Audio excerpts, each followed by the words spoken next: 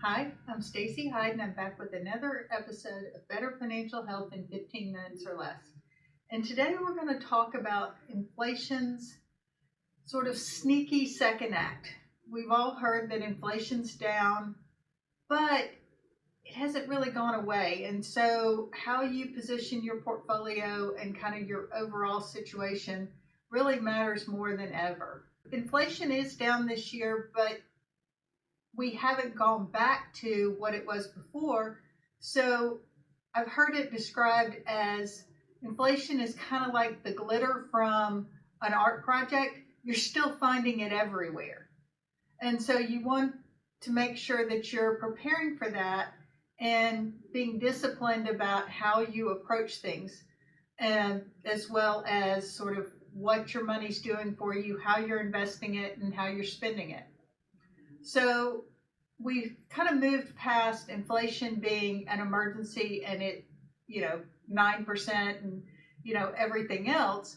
But the prices, like I said before, did not go backwards. They're just going up more slowly. But the thing to remember is even at 3%, the cost of everything will double in 24 years. And retirees often feel this more because they're often on a fixed income. And yes, Social Security gets an inflation adjustment, but it lags behind and generally doesn't keep up because retirees usually spend more on health care, food, and things like that of their budget. And so they can be more impacted by that than other folks. And then younger people feel it because oftentimes their salaries don't keep up with how much their rent's gone up, how much their insurance has gone up, and all of those things just add up. And if you're paying for childcare, you're certainly seeing it. And so inflation is not dramatic right now, but it is persistent and it is ongoing. And so you can't just rely on, a cost of living raise or necessarily a COLA adjustment on your Social Security. You actually need to rely on, if you're retired, you need your portfolio to step up and help you out, which it's been able to do because stocks have been up quite a bit over the last few years. And if you're still working, you can do it by paying attention to your expenses, brown bagging it, all the things that we've talked about here before. And that's a big part of the reason that we use investments by dimensional fund advisors. They can really help us help our clients be proactive against inflation. They are not index managers, but they're also not active stock pickers, and that helps us sort of keep our clients' portfolios diversified and keeping up with inflation, because you need to maintain your future spending powers, and that can come with paying attention to, are we buying things on sale? That applies both in the investment world and in at the store, because over the last really decade or more, large company growth stocks, think the Mag 7, they have really trounced everything.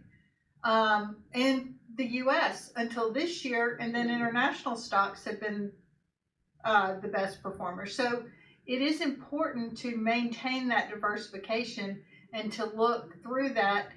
And as I've said on the podcast before, S&P 500 is now considered a non-diversified fund because of the concentration in those top 10 stocks. So it is important to pay attention and to spread your risk around, because profitability matters, and especially if inflation is heading up, you generally want to own companies that have higher profits. So that's one of the things you're trying to do, and in our case, DFA helps us do that. And one of the other things that you need to think about is, if your portfolio is not keeping up with inflation, how are you going to be able to afford your lifestyle in the future? Because an employee that's taking out $5,000 a month, in 10 years, with a 3% inflation, they need to take out $81,000 a year just to keep pace. So that 60 went to 81. That seems like a big jump. And so one of the ways that we do that is we talk about being flexible. So in years that the markets are up, maybe that's the year that you replace the car or do a home remodel or take care of some big maintenance issues. If markets are down, we may encourage holding off on that or sort of staging it out over a couple of years. Because while putting everything in cash can feel safe, cash is not likely to keep up with inflation over time. It really hasn't done that. And inflation is one of those sort of secret risks. So one of the things that you can do is shop your homeowners and car insurance.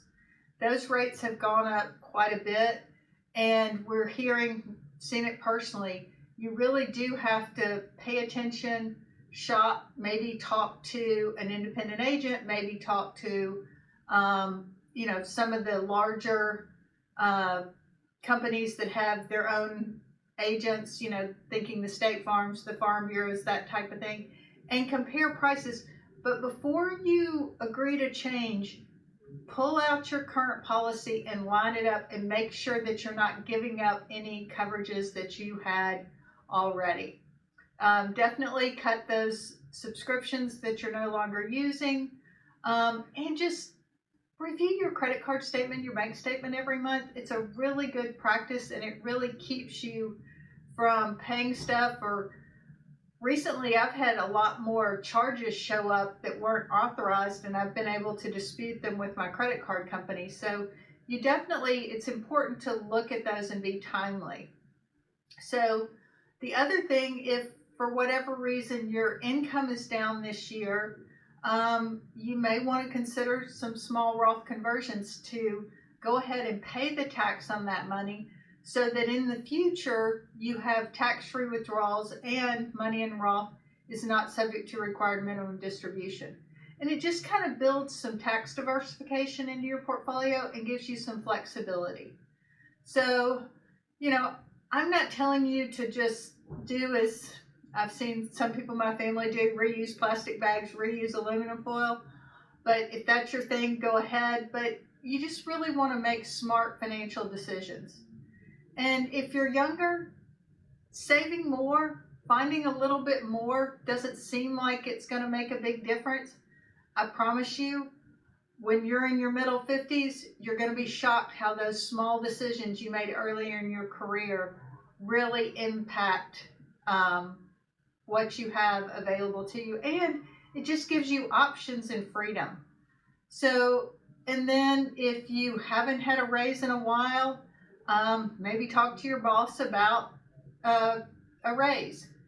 I would not lead with the cost of everything's going higher. I would take stock of what you've done, how you've contributed, how you've made the company better, because it really is, you're trying to appeal to what's in it for your boss, because they don't want to replace you. They want you to stay around and continue to contribute. And maybe they just need to be kind of reminded that it's time for you to get that raise. So don't freak out when markets go down. That's normal. Just continue to contribute. But if you have not rebalanced your account in quite a while, maybe in the last couple of years, it's probably a good time to do that, because if you had any allocation to fixed income, or really any allocation to anything that wasn't S&P 500 or large company growth, it's likely that those have grown above your intended targets and time to rebalance down.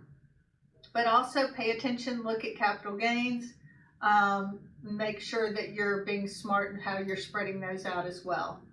So like I said, inflation's not dramatic right now, but it is persistent. So it's causing you to need to look at everything and just reevaluate and make sure that you're not steadily losing money over time.